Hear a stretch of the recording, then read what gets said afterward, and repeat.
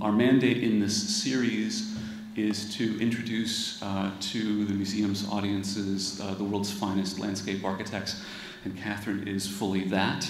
She began with education and training in fashion design and in landscape architecture in Paris, and began her career with a very precocious series of commissions for public realm and corporate campus spaces in Paris. Since that time, over the last several decades, she's formed partnerships on both sides of the Atlantic, Gustafson Porter in London, Gustafson Guthrie Nicol in Seattle, and over the course of the last several years, she's done some really remarkable public gardens and landscapes. You might, for example, recall the Lurie Garden in Millennium Park in Chicago, the Diana Memorial Fountain, among other projects. More recently, her work has, in addition to its kind of sculptural, muscular landform interest, continued an interest in landform through digital media. She's also had, over the course of the last several years, a renewed interest in plant material as her work thickens. Please welcome Kathryn Gustafson.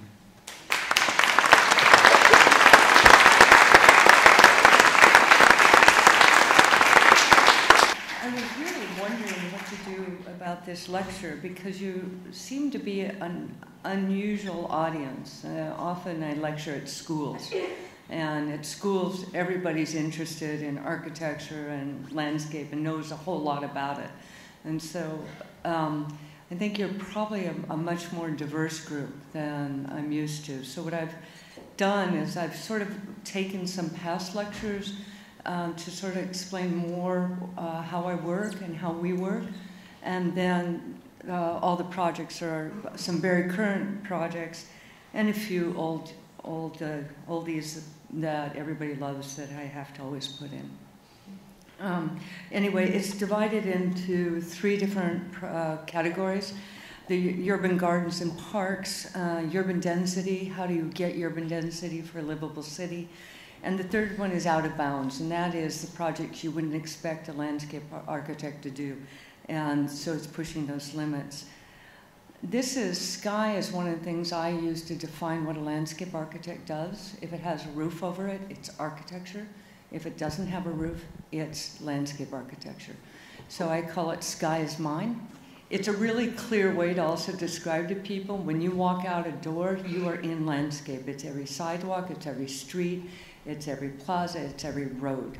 And so the more we pay attention to the more global of our environment, the more it's going to be comprehensive, and we're going to be able to integrate systems that are not only ecological but also historical. This is where I'm from, and I'm from Yakima, Washington. It's a high plateau desert. It is irrigated fruit crops, and you can see that mountain is Mount Adams in the background, which all the reservoirs and the waters come off of. People think that a lot of my landscape forms comes from fashion. No, they come from these hills that I was grown up with. And what I find really interesting about the earth, it really represents our bodies. It has all the sort of the same curves as our bodies. And so maybe that's why living up in this type of high plateau, I ended up doing fashion design before I did landscape. In it, it's really a high plateau desert, and so if it's not irrigated, then nothing grows. And I really love this image because this is what I was raised with. So as soon as you don't have any water, it's this. And so this is obviously a golf course, and this is the water that has been channelized and carried along to accommodate man's wanting to live in these areas. And it creates these absolutely beautiful landscapes of agriculture landscapes. From there, I went to Versailles. And so a lot of my big moves work comes from studying in the French context of the monumental and the royal parks. This is called A Thousand Steps. It's by Lenotre. It's in Versailles. What you need to notice about it is at the top, it's a horizon line. When you go up those steps, you don't know what you're going to find at the top. So it's like a mountain. It's very beautiful. I started out doing infrastructure. This is actually a 300-acre reservoir for stormwater management for agriculture. But I started out in clay, and so I did a lot of my work, as he was talking about, Charles was talking about earlier, sculpting in clay, doing landforms in clay that are then put into the ground. This is what it would look like. This is my actually first project in 1983. From there, I had my office in Paris for 17 years. This is Shell Petroleum. I started working with private sector and public sector, but again, very, very sculptural. The concept here is what Shell does. It goes into the fluid of the earth through the rocks, pulls the fluid out, sends them into refinement, and makes energy that we use to live. Creating 2 offices. I moved the office in 1997 with my good friend Neil Porter, and from Paris. And he didn't speak French, so we just rented a van and loaded up the office and drove it across the channel. And then in 2000, had met Jennifer Guthrie and Shannon Nichols in the United States, and we opened up the Seattle office in 1999. So we're about, I don't know, 80 people now, and 6 partners, and work all over the world. And I really am so lucky. I've got the best partners in the world. Our goal is to create livable, healthy cities. Cities that will have everything, and as much as anything, everything that every age group could need. Whether you're older, whether you're young, whether you're just having your first child, or you're a dog person, that you don't need to get in a car to go someplace. You have it at your next door. And so that you walk out your door and your city offers you everything you need. So to do that is, one thing is program, but the other thing is how do you compose landscapes? And I think Charles and other landscape architects in this room know that I sort of beat my spoon against the wall about composition, that you can't just throw 2D decoratives on the ground and call it a landscape. Landscape architecture is something that is compositional. It is studied. I think one of the things that happened is I did a lecture at MoMA, and I was asked to actually define how I worked. And so I really kind of go, oh, geez, you know, how do I work? Why is there? And so I realized that I'm so trained classically in the history of gardens, the poetics of space, also being trained in France by Bachelard, the poetics of space, also by Jacques Michelin, and the relation of man and his gardens. And I think all through the centuries, there have been schools of landscape architecture, whether it's the Italian school, the French school, the Japanese school, and that through that, being Anglo-Saxon, there is also the picturesque. And so how does that happen, and what does that happen in today's world? And I think the first thing that we do is we study a space, a place, extensively. We do tons of research to make sure that when we build a place, it really belongs to that place. And we call it make the place fit. And so it means that the genus loci is about the site, whether it's natural, but it's also about the human culture of age and in the environment. And so you really want a project to, well, here it says, looks, acts, and feels like the place where it is. So in that, looking at the historical picturesque, I realized that what people think is the picturesque is actually civic decoration that happened after the 1930s. True picturesque is 1700s, 1770s, and it's really understanding the land and taking advantage of the land and composing with that land and sometimes moving major parts of that land. What I call the contemporary picturesque is, and I'm going to talk about a few more minutes about picturesque, you'll see, is that you have all the classical schools of how to compose landscape architecture, but today our needs are so different, and they bring into it urban ecology, public desires, humanity, the connections, the site movements, And then I add that really the integrity of the composition and the aesthetic goals are something I will add on to that list as one of my goals. So when you look at the picturesque, what's amazing about the paintings before the landscapes were made is that the personage is in the landscape. They're not looking at it, they're in it. And there's these different layers of landscapes. There's what I call the foreground, medium ground, and the foreground. And you can see it. And if you look at Turner, you always have a place of desire, voyage where you want to go to. So this is Stowe, 1730. The object of desire happens to be the top of the hill, but you can't get to it directly.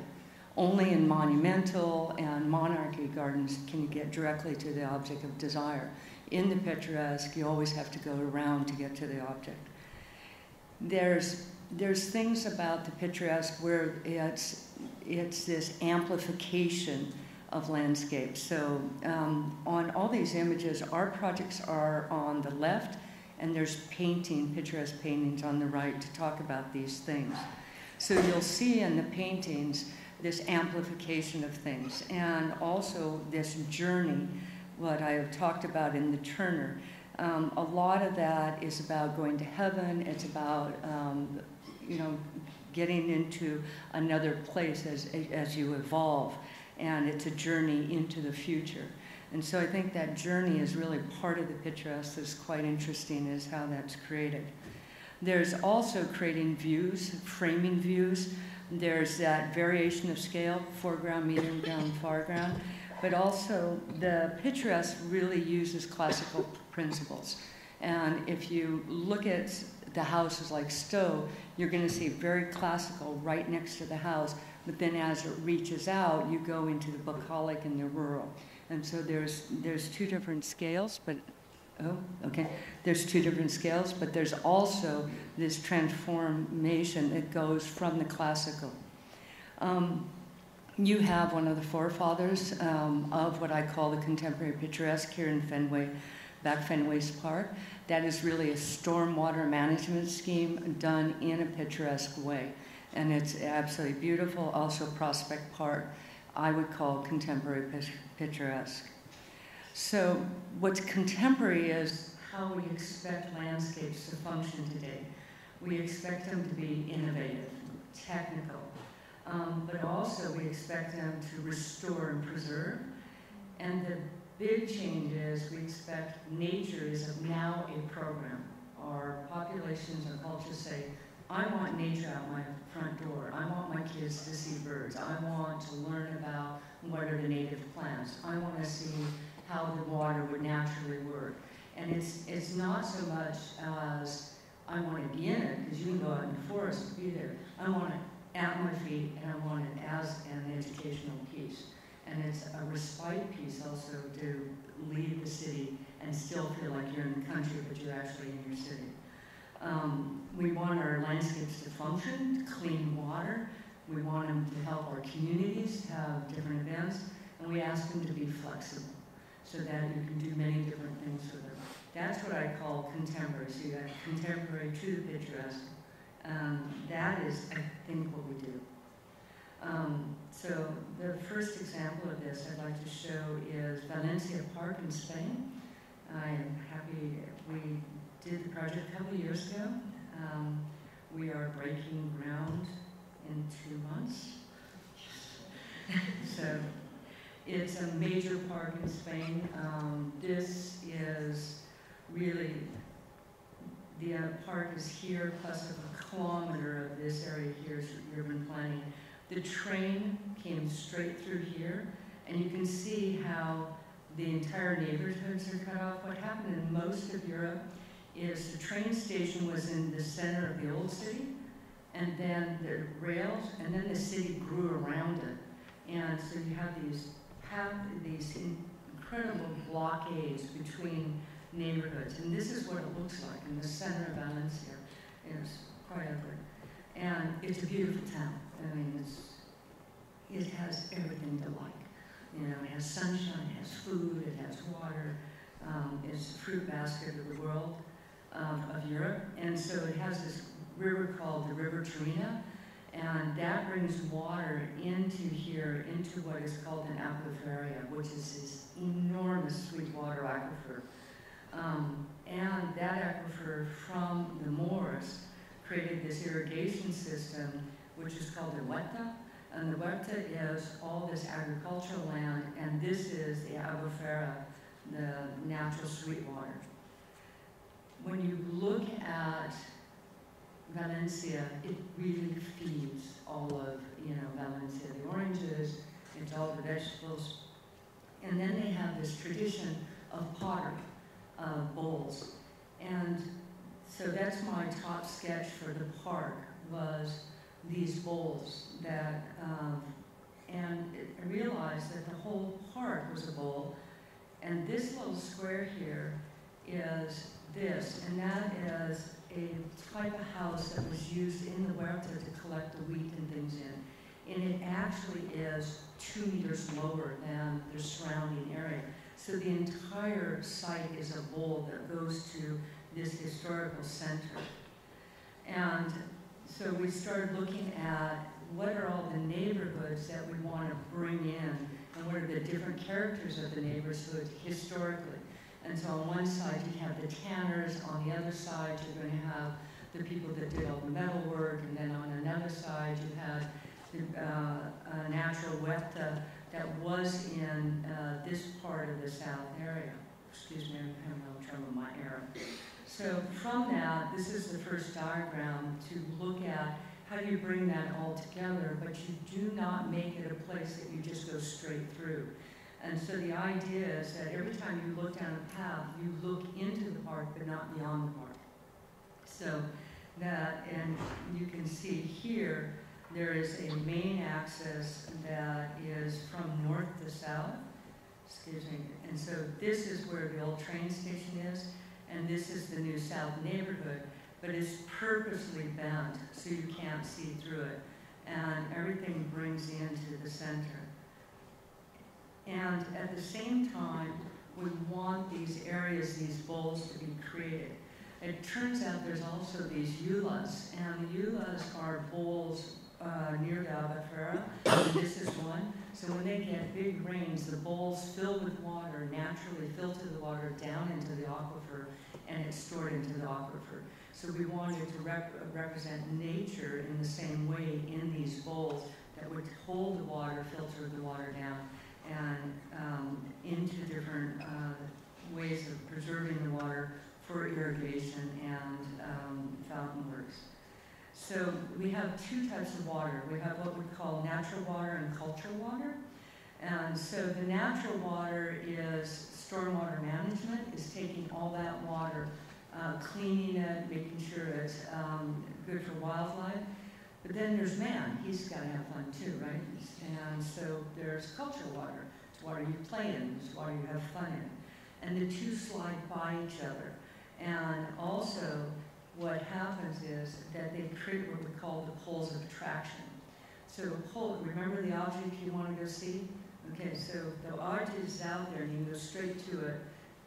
Most often you won't go there because you think you've been there because you've seen it. It's a really interesting thing in landscape that they found at the Villette when Bernaccioni did the park. You could see straight across the park to the canal at the other end. People would walk in at Place Fontaine and they'd turn around and walk out. They felt like they'd already been in the park because they could see the whole thing. So it's an interesting phenomenon of if you see something and you actually see how you can walk to it, you actually think psychologically you've been there. So there's a whole lot of different ways to look at this. But the other thing the poles of attraction do is they pull you into the park, and as you're being pulled, so from here, it's the natural world here that's pulling you in, and as you come by, you say, oh, there's that to go see, and there's that to go see, and there's that to go see. And the same way here, you're pulled into the cultural water, which is something very like the image, their top image, very bright and light. But then you discover along the way other things to go see. So it's a way of distributing a park and getting people to move through the entire entire park. The one thing you don't want in a park is everybody to end up in the same place. You want them to spread out and use all the surface. So this is the basic master plan that shows the bowls and a series of plazas along the main axis with the two waters. Then how do you form bowls? So I do land movement. So all the dark green are masses of earth that is sculpted. And this is the model. And so the model creates, as you can see, you come in here, you can't, remember, oops, sorry, poles of attraction. You can see through, down the lake, all the way to the shade houses. You can't see into these bowls until you get here, and then all of a sudden you see this bowl, or you see this bowl. So it's constantly what I call sequential experiential. You move through sequences of experience. So these are the bowls, classic cultural park type of program. There's an arts plaza with historical buildings we're restoring. There's a huerta food that talks about the historical huerta and how they're traditionally irrigated. Then there's a children's garden here. This is the main axis through here. North Plaza, Central Plaza, South Plaza. This is the natural water with the shade houses here that are about Mediterranean, low water, low light plants. A lot of our cities are taking away light. You're in shade more and often. You have less water. What can you grow? What can you grow in drought-tolerant shade? It's often not a lot of fun, but you can be fun if you learn. And this is an amphitheater here, and this is a market square with a garden for the blind, a sanctuary garden. So these are the CGIs that show the different gardens. This is a view of the Arts Center. This is a view of the Events Plaza that is next to it. A huge water feature, you can turn it off, you can do markets, very, very flexible amphitheater type space. And you can see we've created along the historical edge a more formal edge where you can put in restaurants that spill out, and a more informal edge of a more grassy type of situation. The central axis in the Mediterranean, seen and be seen, okay? When you walk, you strut, you do that stuff. So it's really important that a central axis where people walk, you have seating and activity on the side. And so that's why, sorry, this section is very, damn it, so you have activities and seating on the side, and yet you have this walking down the central. The whole axis is bougainvillea, but then obviously with the traditional games on either side, pétanque or chess. This is North Plaza that is connected to the train station. There's areas off the side where if you're at work, you just want to have lunch, you don't want to go in the depth of the park, you find seating areas so you really connect to the workforce in the historical district. This is Central Plaza. All pathways lead to Central Plaza. You can see the historical arts culture building and the original farm building that was there before that now is a museum about the huerta. And, and that is South Plaza. All the lights move, the trains are underneath, I forgot to tell you. All the train tracks go underground, they're in a tunnel.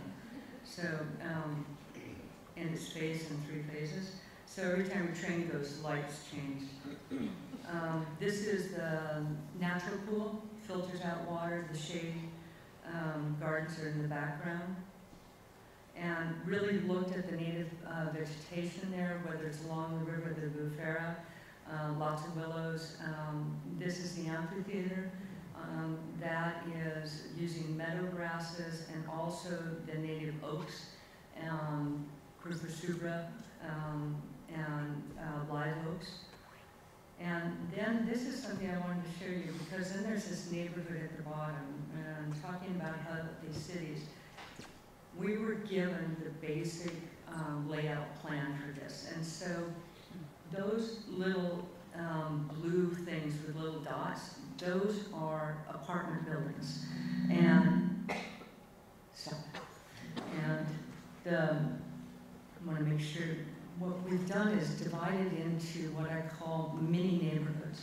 And so those circles are 180 meters. So within 180 meters, you should be able to take your garbage out, pick up a bottle of milk, drop off your dry cleaner. You know, your kids should be able to play. You should be able to take your dog for a walk. You know, it's like meaning it. And the kids should be able to play without crossing the street. So all the beige is civic, and then within each neighborhood, we created these green areas for kids to play and for people to grow food. So this is an example of one mini area. So these are 4 apartment blocks here. This is a public garden that everybody gets to use. This is a green space where you can kick a ball around. This is a hard space where we've developed the alleys where you can do skateboarding. This is lot gardens to grow food. These are barbecues and tables to have parties. These are playgrounds for little kids. So any kitchen and living room, you can see your kid from where you sit and where they're playing below. So you have this integration between living and the landscape.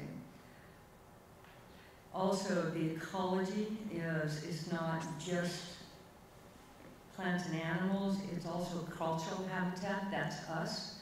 You know, so there's human, and there's natural habitat, there's cultural water, there's natural water, which that's what we call as urban ecology, is where man and nature actually work together. We've recycled all the materials on site, we've moved all the historic buildings.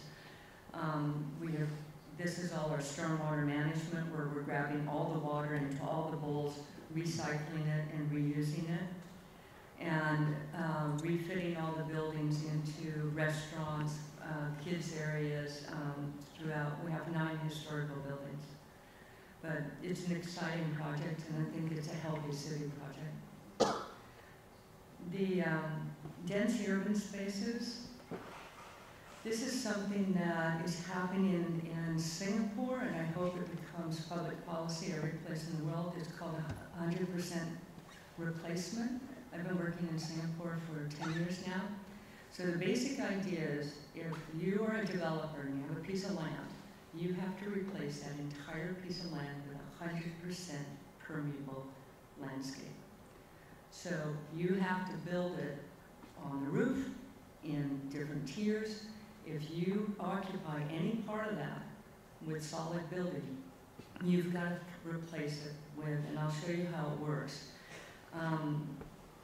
Part of this is, does some of this really mean it's just a fashion? So you see green walls, do they count? Yeah, they do count.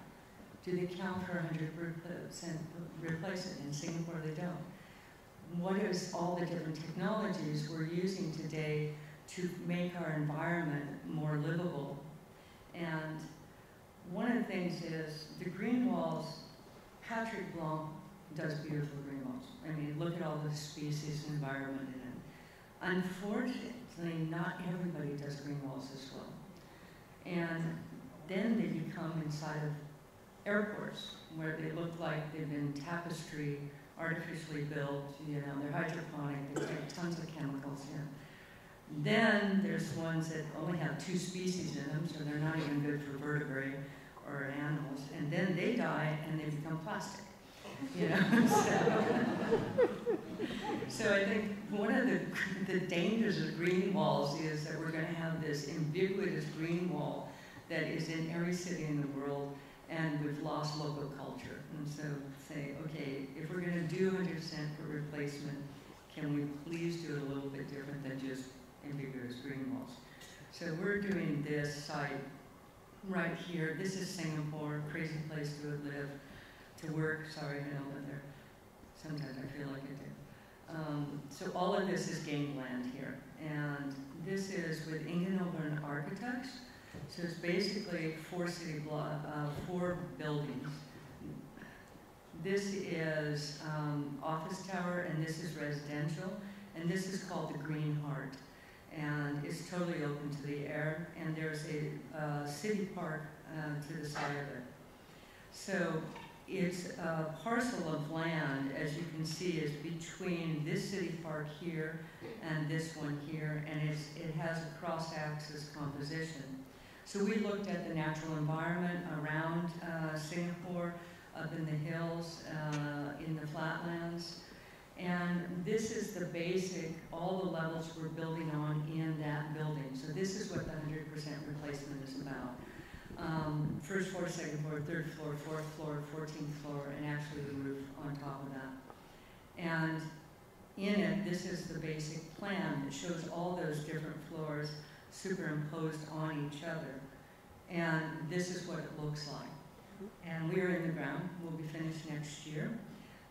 But all the different floors are connected by a series of ramps that ramp up through the landscape and up through the tree canopies. And then we have 13-meter waterfalls coming off through them that you walk through. And so this is basically a section that shows the different levels of build-up. And the architects are absolutely fantastic. We have 1.50 meters of soil, and everything is built to hold all these plants. And this is the second floor with a spa here, and then these are the entrances to the office towers. This is third floor, second floor is retail. This is the party floor. This is the fourth floor. It has triple height ceiling, meaning it's three building heights, which means the sun comes in the side and air comes in the side, so you almost feel like you're outside. And we've got a couple of signature restaurants here that overlook the Central Heart, and then we have a series of bars and lounges areas here. Singapore works at night. It's always hot. Everybody comes out at night. And so you can see how high these ceilings are. And we've brought in cooling mist in the pools to cool down the air and bring in a little bit of romance.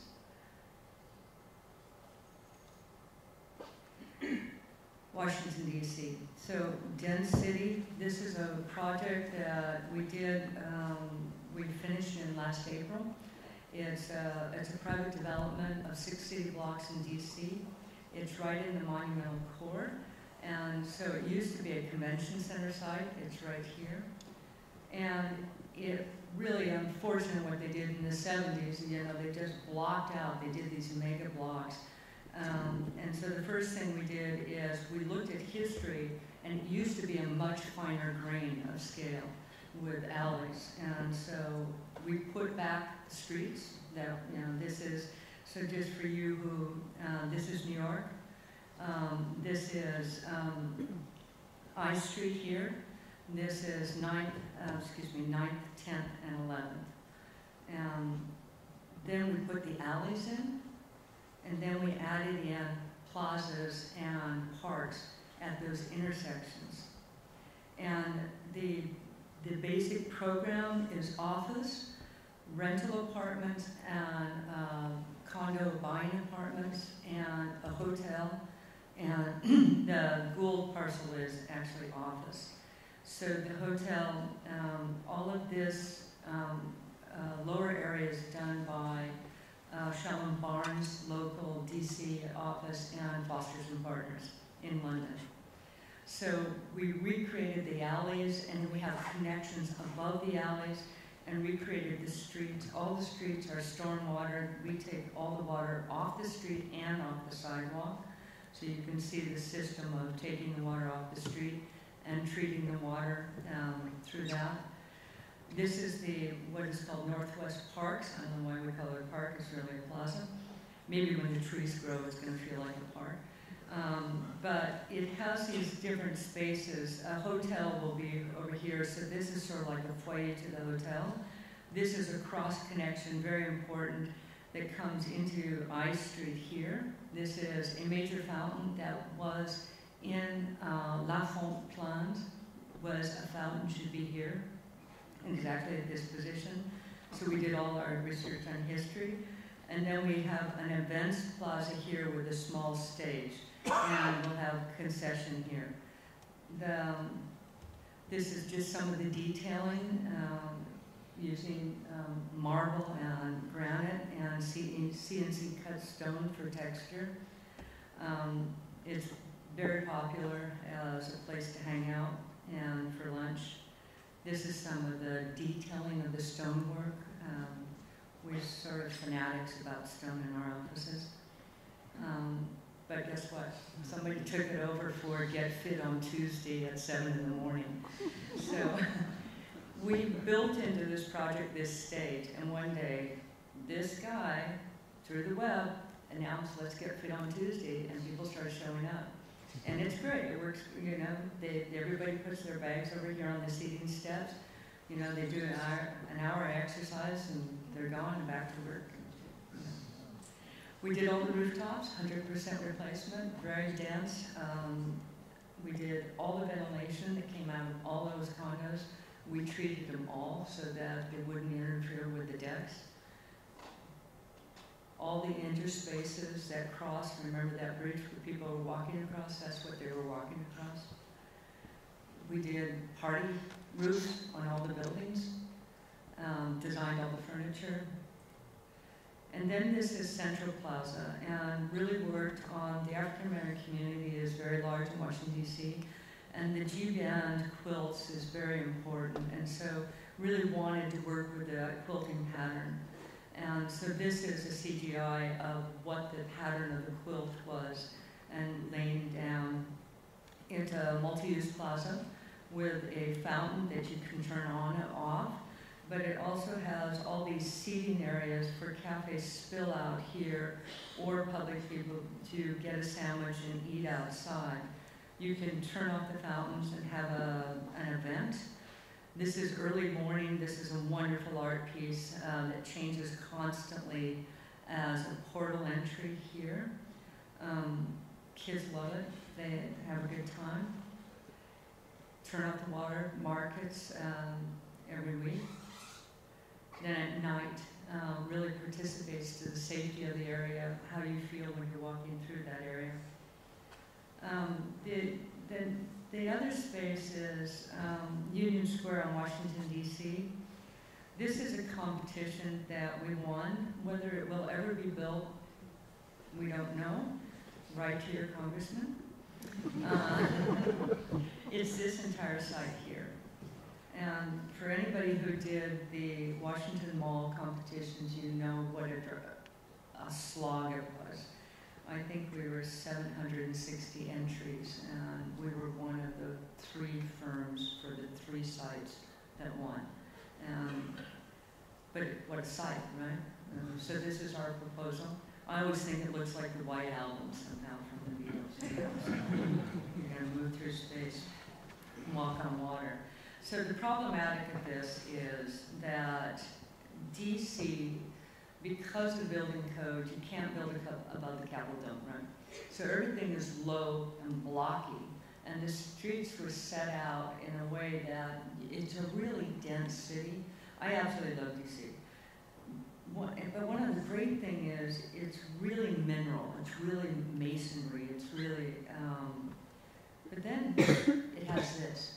And you walk from that density and walk through this filter onto the mall, and it's just like, yeah, and it's just, everybody who lives in DC around it, you run on the mall, you play on the mall, you do baseball on the mall, I mean, and then all the tourists do things on the mall. And it's really the heart of the nation, and it's monumental. You show a picture of the mall, everybody in the world knows where you are. It's one of the most identifiable landscapes in the world, and it's a fantastic landscape. It is monumental. And so right now on the site, there is this fountain that looks at the Capitol, and it fulfills all the civic goals of being, this is the nation's capital, this is where all the decisions are made, and guess what? That is Grant. You know, the general that made the Union is that there. So that symbolism is very important. But it doesn't function because this thing is so big, you can't get around it, and it leaks water. Anyway, but the site, you know, historically is where a lot of events happen. It's still where the big inauguration happens. And then it's a daily use area where the tourists come, your families come, and trying to figure out how to make a much more usable space. And this is what we have. And so what happens is you come off the mall, and this is 3 feet lower. So even when you get to it, you don't see it until you're like on top of it. And then you have to walk like a city block around it to get to the Capitol. So this is what happens, is people come up here and they hit this, right? And there's no way to get, and they have to move all the way around over here. So, and you can see from 3rd Street, you can't even see the water. You can't see the water until you're right on it.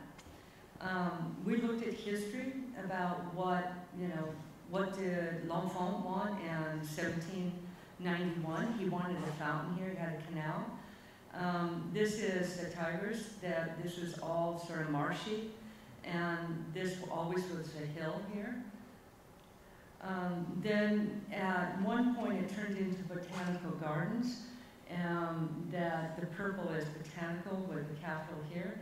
And then there was the Mcmillan Plan, and I think it's really interesting. The Mcmillan Plan is, it's 1901, and it's sort of like this big Concord Plaza. And look what happens, whoops, sorry. This is in 1932, Olmsted said, no, we're not gonna do a plaza, we're gonna just extend the mall here and move the botanical garden over here. What happened? The market crashed in 29. This is VE. It's value in engineering. They didn't have the money to do it. They just reduced the expectations. But what's interesting about it is carrying that simple Olmsted gesture, carrying them all straight through. So we looked at it and said, we've got 3 big monuments already. We've got Lincoln looking at Grant. So you have the president looking at his general, and in between you have the Washington Monument. You don't need a 3rd thing, a 4th thing. So we have Lincoln looking at Grant, and we are at the base of Grant. And those 2 men created the Union. And so this is the concept of, how do you take that broken up country and make it one place. And so this is really the plan of the plaza. And the big moves are creating a water feature and a place that is much more an extension of the mall. And we did this by creating 3 spaces. So these spaces are Museum Row. And so you have the National Gallery here and the Native American Indian Museum here. So we're proposing 2 open-air museums here. So one will be about what we call emerging voices, about Americans' youth, and some of the things they're bringing to the nation, but also will be a garden about native plants in Washington, D.C., both operated by the Botanical. And this will be an extension of the Botanical that is right here, right now, and coming across this road. The centerpiece is really the fountain. And the way it is composed is taking the axis of the mall and just splaying it slightly. So in mannerism, one of the things that happen if you do that, you're falsifying perspective. So you're making the Capitol look like it's coming closer, thus it's more accessible and easier to get to. It doesn't look like it's so far away. The other thing it does perspectively is it grabs both edges of the Grant Memorial to be part of the composition. If you had just done a straight composition, you would have cut off part of the Grant Memorial. So it's a bit like a theater piece where you, in a stage in a theater, is truncated and tilted so that it pulls towards you. There's all sorts of things you can do with space if you really work compositionally. Remember those classic principles? The The other thing is we boat it. What happens in DC, you see the Capitol, you see the lawn of the Capitol, it's on a hill. So we pulled the whole land up on either side to make that whole thing a bowl and a heart. And so you can see here, we built these terraces here to create that bowl there and wrap it around. Can you see it? So it really creates one place. So that, remember that dog's path view where you couldn't see the water? That's the same view. So we pulled the water all the way to 3rd. So as soon as you leave the mall, you see the water, you see the access, you see the Capitol. If you want to go visit it, you know how to get there. And then in the water feature, we divided it into 5 panels. And each panel is independent the way it functions. So, and this is the section that shows, I'll show you more about the water in a minute. This shows the seating steps. You see how large they are? You can have markets on each one of them. You can drive a truck onto them. So they're all set up for really events. This is a perspective of the terraces looking across through the water feature. The water feature becomes much more than just a reflecting pool. It becomes a place where the kids of the city can play, where you have interactive water. And we had these pathways that walk across it just raised above the surface of the water. Now, the way it works is all those panels can be emptied, they can have jets in them, they can have water moving in them, or they can be events. And so what you do is you can empty out any one of the panels and it goes into a reservoir that circles the entire area. And then you hold the water and then you can put it back in so you're not wasting water. Then you can empty out each panel according to how big the event you want. So if you just want a little event and you want the seating steps, you do this. Or if you want to do a Shakespeare theater in the round, you do this. And so there's all sorts of flexible ways. So instead of just being that monumental piece of water that the dignitary from some other country comes and sees once a month, that on the weekends, when they're not there, it becomes part of the city and becomes more public. So it's trying to use that space in more ways. And so this is just some of the other areas being developed for the botanical, for voices, emerging voices. Also, they had Pennsylvania as a parking lot. So we took all the cars out of Pennsylvania and turned it into public event space. And so it's a wonderful project. It'd be really nice to build it. This is the stormwater management, collecting all the water. We do 0 water used from the city, and we do not put any water back into the stormwater or the sewage. We treat all our own sewage on site. So, but it's monumental. So out of bounds, I think I have a little more time. National Portrait Gallery. This was really a tough one. Foster's has this habit with me. They only come to me when they have no light, no soil, and no time. You know, it's just, and you know, when they failed completely, and then well, she'll fix it. So there's this courtyard that this is National Portrait Gallery and American Museum of Art. And so each one occupies a wing. So you're dealing with 2 directors of museums, 2 curators, 1 Smithsonian, thank God. And beautiful courtyard, all the Smithsonian's free. Everybody has this habit of going to the courtyard, having lunch. You know, you walk in. The elm trees died. They took out the courtyard. They built they needed to change all their collection storage. They needed to change all their mechanical, electrical, and they wanted to put a theater in there, and then they redid the entire museum inside, and it's absolutely beautifully done. If you haven't been to the National Portrait Gallery since it's been redone, it's fantastically beautiful. Very historically correct. So I got there, this is what I got. It was, and they said, well, we want it to be a ballroom. I said, yeah, right. So It's a building that's built in two phases. That beautiful, what I call the beautiful facade, is a sandstone facade that is 1830s. And then 1860s built these facades into really back a house, where the first building was built with two facades, two front facades, and then they became back facades. So the one facade you really want to pay attention to is that one. And Foster's is putting this beautiful roof over the top of it, and it becomes a conditioned space, an enclosed space. But we had this memory of this temperate garden, and as soon as you enclose a space, it becomes tropical or subtropical. And so I worked with Dan Hinckley to try to find plants that would grow in it that would look like temperate plants to represent the memory of what was there before. And we worked very hard to make sure that the historical facade was not interrupted by the planting. The problem is I only had 10 inches to plant it to the slab. And if you try to build up enough for a tree, like 3 feet, then you start to block out the historical buildings. And so you can see the sill. This drawing, I really have to correct it one day, because the sill is right here. And so you can see if you start to build up here, you're really interrupting that facade.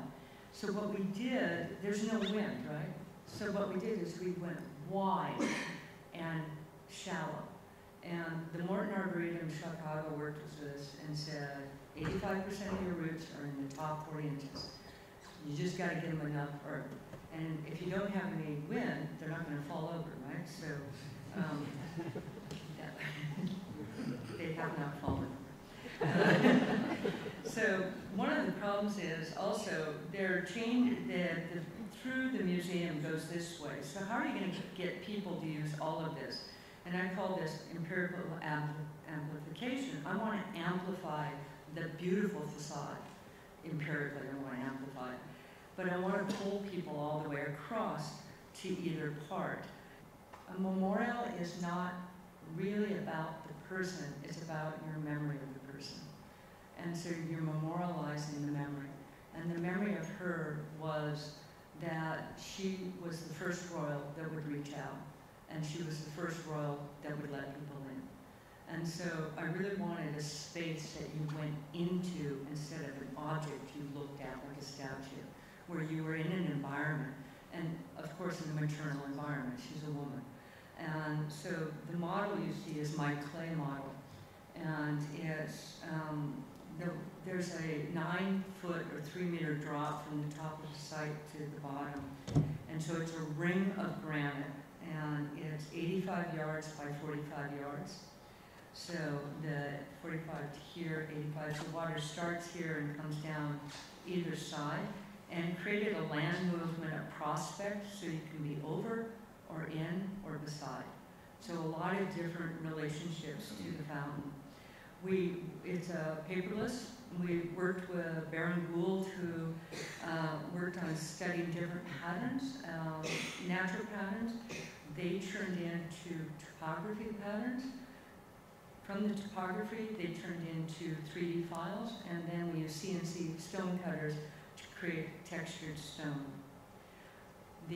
My model went to Ford concept cars and scanned it, which created a 3D mold, what we call jelly mold, which is this form, and then we created these digital textures that were married into that. And so there's 2 different files for the tech guys, the girls and guys that like all this tech stuff. It's actually 2 files that are situated together 10 years ago. So there's a series of textures around the fountain. So as the water starts at the top, it will hit babbling brooks, champagne bubbles, fabric, different things, that talk about her life and her moods. So some of it's like really rough, and then some of it's like, okay, rock and roll, here we go. And some of it's just really calm. So we all have those moments in our lives, and so she is a very human type of person, and so it's pretty universal for everybody's life also.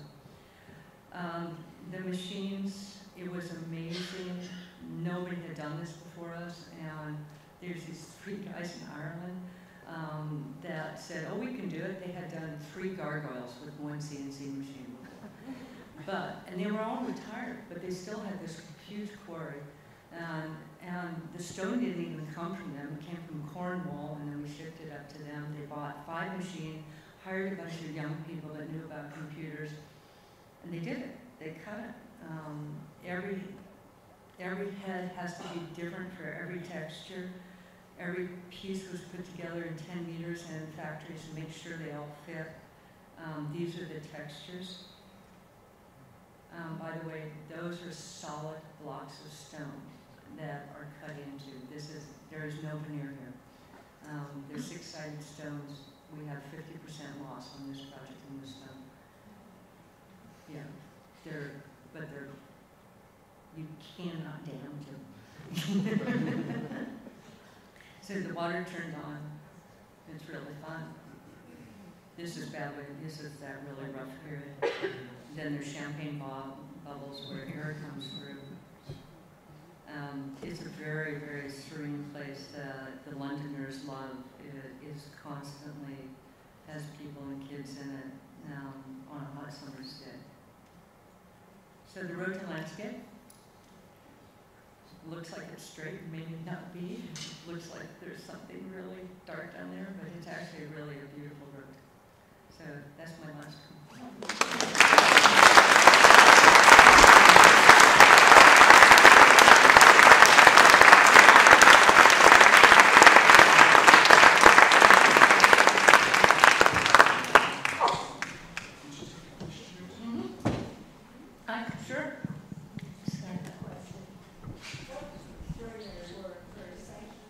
Extraordinary work, thank you so much. I'm curious as to who has been your best client and why. The person who is building their last project of their career is always the best client. Because they're maybe not always the best, but anyway, my experience is there's been some really great ones.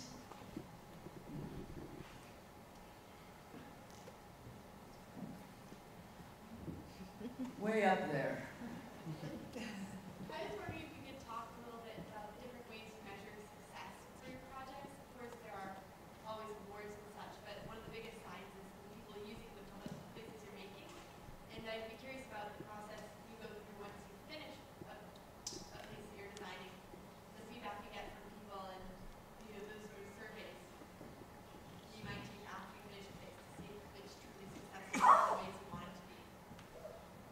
I'm not very good at this, but what is happening is, and Charles, and I bet you Gary can probably talk more about this, there's a new way of measuring landscape performances. And it's been set up by Jennifer Guthrie, one of my partners, works on it. And it's a way of measuring how it holds up to maintenance, durability, culturally. And so we're trying to get more scientific about, have you really designed something? What we use is called fit for purpose. And is it fit for purpose? Have you actually done a positive performance record? So I think that's happening more and more, and it's a more how do you say, objective way of measuring than me saying, hey, it's a good piece. So. I saw another hand way up there. No longer, okay.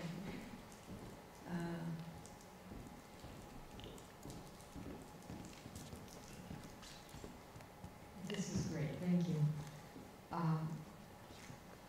2 questions. One is, and you can answer them both or not. One is, I would love to see you do something in Boston with the Rose Kennedy Greenway and the City Hall Plaza. So if you have, great. That was a wish, not particularly a question, but we did design North End Park. parks. Yeah. Then the other was, what would be your legacy project? In Boston? No, any place. You know, I think you cover a lot of ground, and I wonder what is your favorite piece, or what idea are you working on that you really would like to bring to the right place? Okay, so the first one, we did design North End parks, and it's something I didn't talk about in the beginning in the lecture because I didn't know if I should talk about it, and you already know it. And then I said, but somebody's going to ask questions, so I get to talk about it anyway. So it's an incredible park. I think it's been one of our great successes in Boston is North End Parks. And I could take you through how we culturally got to this design. One of the things that is really important about it is compositionally how it's formed and how it talks about history and planting and the neighborhood. And one of the things that as you look at this, you can see this is all based on historical use of the land. I can show you an image. This is the big lawns with the bridge across, the water, which is a water feature, and the porch to North End. The robustness of those hedges are very important to this park because they talk about the historical use of that land, and they frame in the perennials, and the perennials are based on color according to historically what was there before. And this is some of our plans that really did look at all the different historic plans and also the robustness of the hedges and the walls. And you can see it really gives that formal entries of the framing of the stone, the framing of the hedge, and the framing of the perennials. And also gives you backdrops as hedges.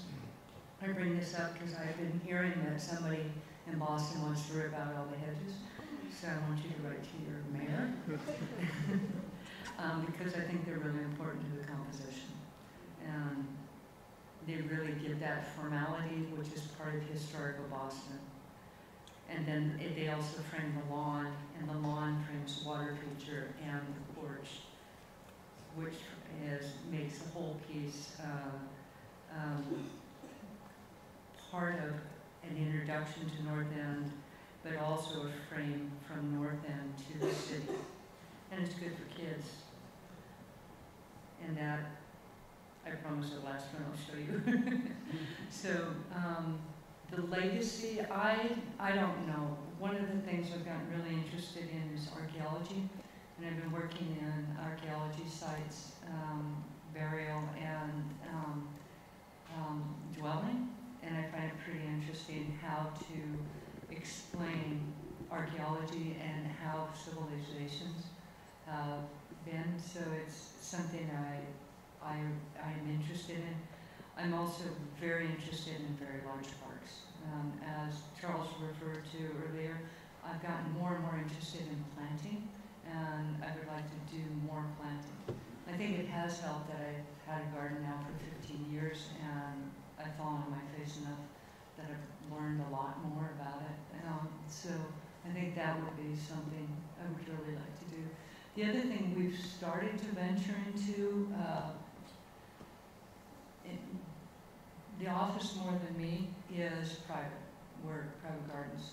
And it's such an interesting, tight scale that it's something that, and it's that human relationship between the landscape and the person who's using it every day that is different from a public use of the space every day. I don't know, I'm just sort of interested in lots of stuff. Anyway. So, is there any other question? Do I get to go to dinner? Nobody?